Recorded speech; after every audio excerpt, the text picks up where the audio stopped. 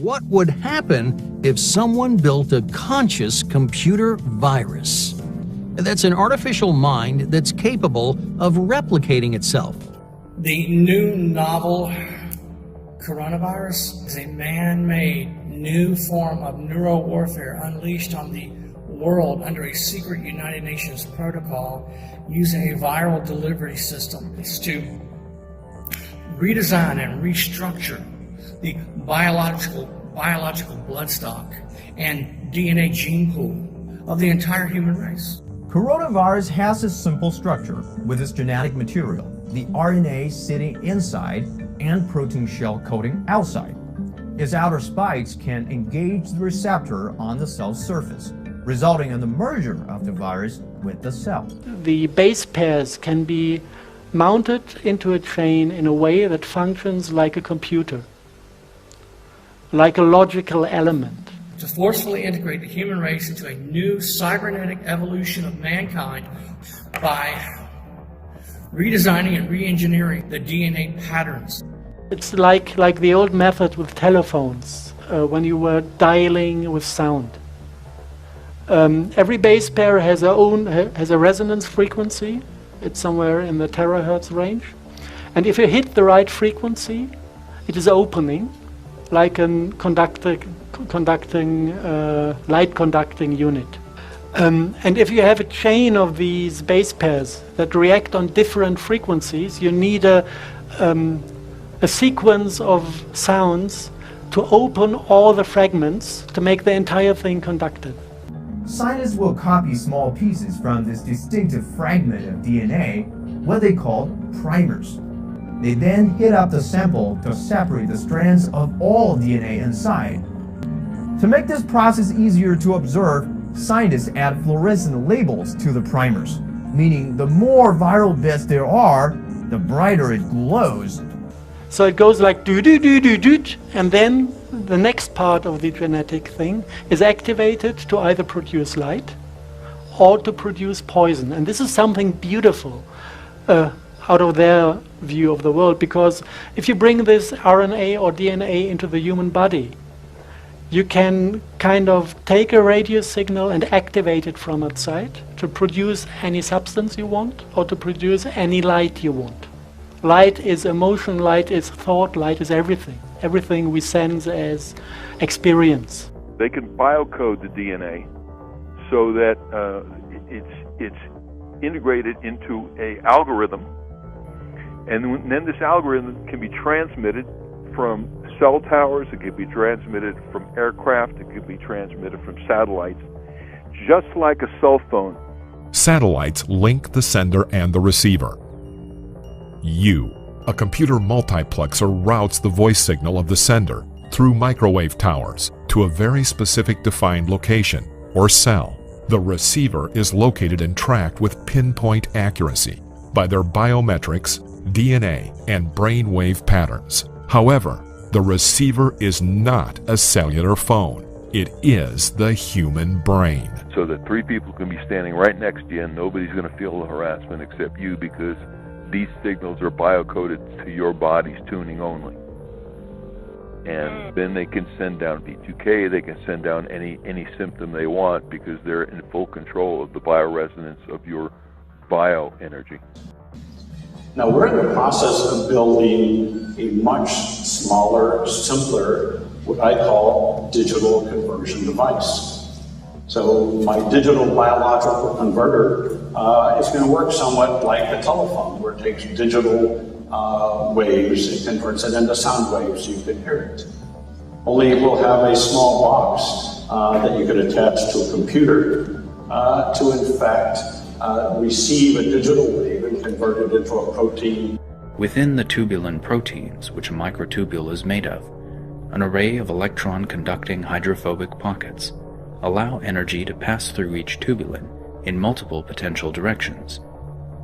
This forms a larger network of possible patterns that energy can exist in the cylindrical lattice. In each hydrophobic pocket, the electron clouds of indole and phenylalanine rings may become shifted one way or another.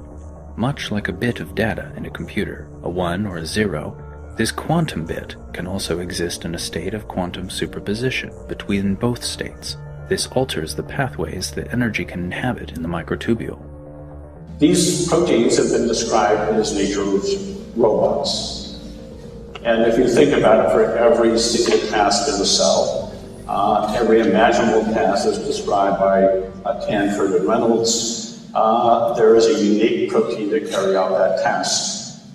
It's programmed when to go on, when to go off. And it does this based on its structure. It doesn't have consciousness. It doesn't have a control from a mind or a higher center. Everything a protein does is built into its linear code derived from the DNA code. The DNA in the nucleus is connected electromagnetically with microtubules in the axon.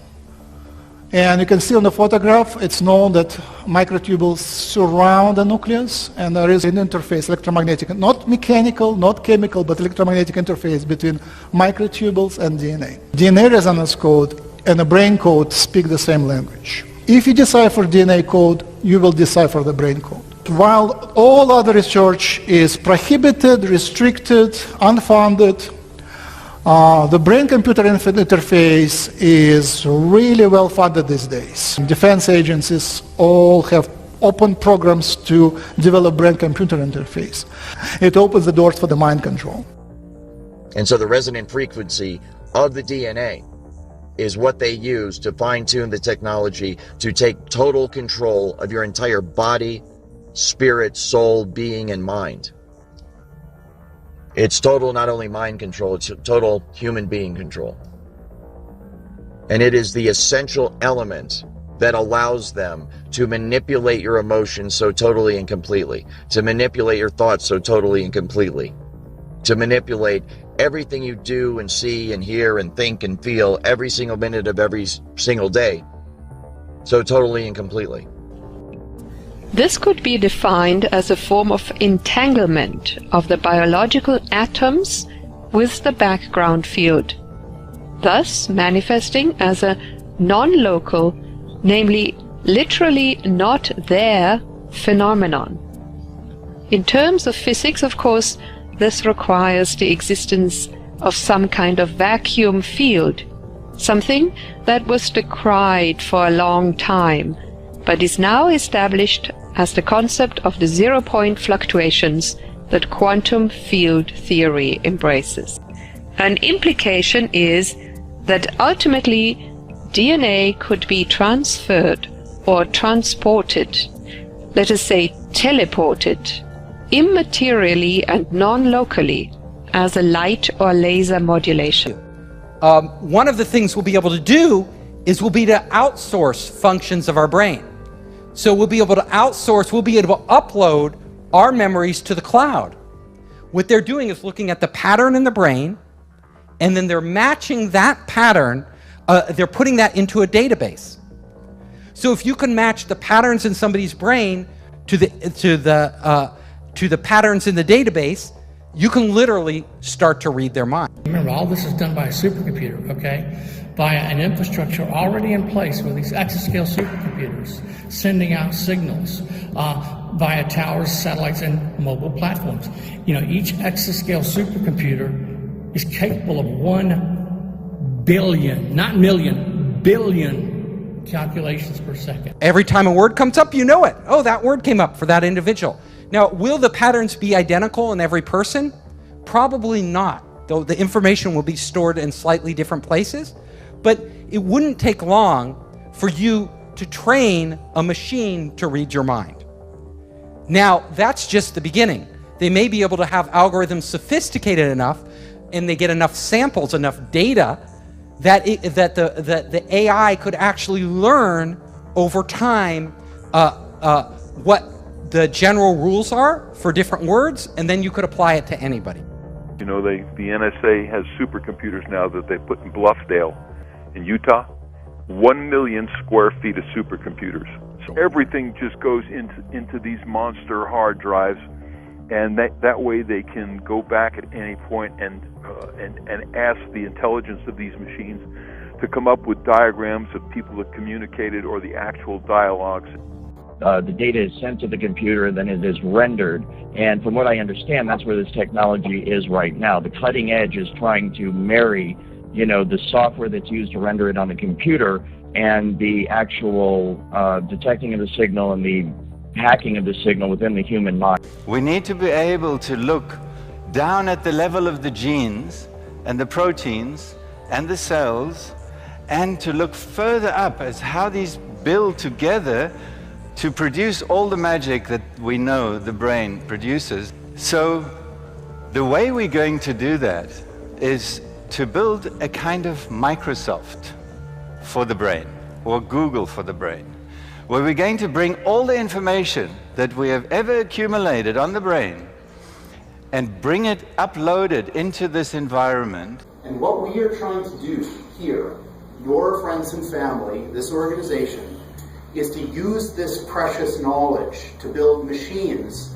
that can actually create, manipulate, and use these parallel realities in the service of this one. We want to grab those parallel realities from this abstract space in which they live and crunch them down into this chip. To eventually achieve direct behavioral control over you. And then based on, that cognitive model being complete, to begin to be able to predict and influence in advance the reference choices of the victim during thought composition. As the victim is formulating his thoughts and preparing to act, the supercomputer already has that persona and psyche, all your emotional state downloaded, every vector of your emotional state downloaded, so I can already predict and influence those events in your life in advance and achieve direct behavioral control over you. Standard approach, the traditional approach to quantum computing, is modeled entirely on the way that computers are built today, the so-called von Neumann architecture. It's basically taking the way that we build computers now and making everything quantum. The way that we are proceeding, it goes down a different path, which in the conventional computing world is really a path not taken, which is the idea of architecting computers based on networks of devices. So what's a network? Well, it's a collection of objects that are connected. And in conventional computing, in software, these things are often called neural nets. We have a hardware version up in our head. It's called our brain. The chips that we build are architected like neural nets. There are hardware versions of neural nets. They're putting in the 5G systems that literally will slowly kill our humanity while they control us as biological androids. They now say we're going to merge the machines. They now say that we are the robots. Teleoperation allows a human to provide guidance to the robot to move in a way that we find good. Now let's say I'm a human pilot, Wizard of Ozing the robot. If I wanted to pick something up from the table as a robot, my teleoperator would look down, look at the field of view, look up, look at their hand, move it over, feel the tactile sensors in the hand, close the hand on the object and pick it up. So having something that's a human makes that a lot easier. Because of my responsibilities in surveillance as a otherwise normal security specialist, I was showed this technology at work. And it was through the perspective, of course, of the camera, and what I was told that it was obvious it was being used through the eyes of the targets. So I have seen it, and it is absolutely remarkable. It's just like a first-person, video game or something where you see right through the eyes of the individual. Now let's say I'm a human pilot, Wizard of Ozing the robot. I could have an overlay that says this person is distressed or lying or otherwise some kind of useful information that I might not be able to tell, augmented from the machine. So if I was a robot, stood up on stage, and my teleoperating pilot did this, my robot would do that, and now I can look over there, and now I can look over there. So teleoperation is a superpower in helping robots learn. In fact, the very nature of the research and development program that is going on in Seattle, Washington, and I think by extension what's being done to TIs around the country is very largely geared towards the monitoring of human beings for the specific purpose of recording every aspect of human existence, to monitor our thoughts and to monitor our emotions and our feelings, to inform computer software that is used on robots, that is used on computers themselves to make them as human-like as possible. And obviously, computers are better at things than people in lots of different ways. So now imagine, not only can they do everything that a human can do, but they can do everything that the best human at any task could do better than them. In 2003, they launched what's called the AI system, which is a intelligent supercomputer with the intelligence of a human being, in other words, a smart human being, but able to think 10 trillion times faster, with the access to all known knowledge and history, and a complete access to the internet and all of the communication pathways. So you're dealing with a system of remote neural networks. That's what's targeting you, okay? Remote neural networks, okay, with a will, intellect, and emotion of their own. Integrated into a package that consolidates them in human form. So everything that's ever been built in the history of AI, you can pack into one of these machines and give that capability to a human-like robot. So the form factor doesn't limit you in using these things. You can still use all of the techniques of modern AI. So if I was a robot, stood up on stage, and my teleoperating pilot did this, my robot would do that, and now I can look over there, and now I can look over there. As far as I'm aware, it's real time. There may be a second or two delay, but it is as it is happening. They can actually see through the eyes of the target. It's done all remotely. And that is rendered, of course, in essentially real time on a computer screen. And then it is to the point where it's so accurate, you can actually see the individual pores on someone's face, see scars and nicks and so forth. And so you can understand how, if you had several people, for example, that you were able to do this, you can see through their eyes in a room or on a street corner or within an office building, wherever it is. You can get total situational awareness simply by looking through their eyes, and you can see through basically it's like being 3 or 4 or 5 different people all at the same time. The world outside of us is very big. This room, say, is much bigger than my head. But somehow, in some real sense, I have the room inside my head. And it's not just the room, it's the city. And it's not just the city, it's the country. It's not just the country, I can think of the whole planet. And it's highly, highly valuable for intelligence purposes and military purposes, corporate espionage purposes. And it is amazing the extent to which this technology works. It's so far advanced beyond what most people are aware of. It's truly mind-blowing. And I think that's a big part of educating people, is making them understand that, fortunately or unfortunately, this is possible, and it is being done right now today. So how is this possible? And what I want to point out is the size. So my head's small. Well, not too small. Small. Small compared to all that. How is it possible that all that's in here? And what's come to be understood in the cutting edge of modern AI is that there is a really interesting, fascinating answer to this. And it has to do with the fact that the world has patterns, structure.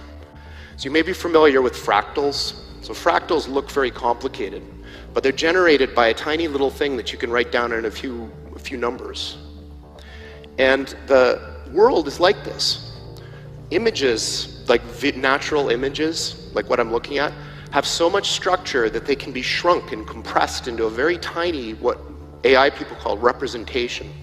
So what our brains seem to do is build a very, very good compressed representation of the world. Call it a model.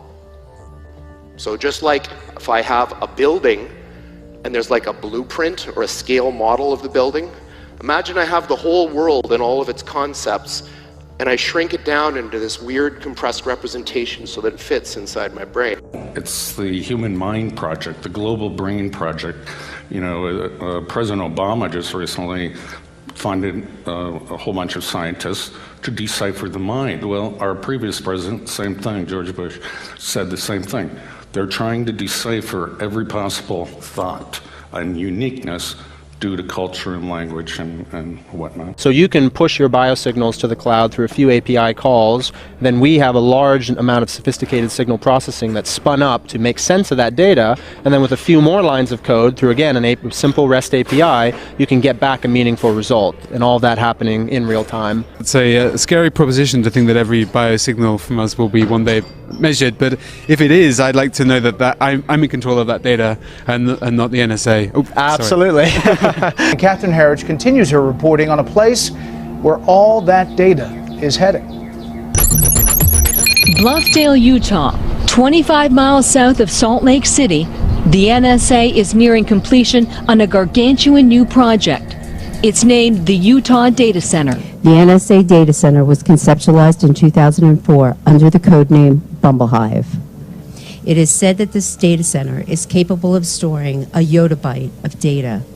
A yottabyte is a septillion bytes, a number so large that no one has yet coined a term for the next higher magnitude.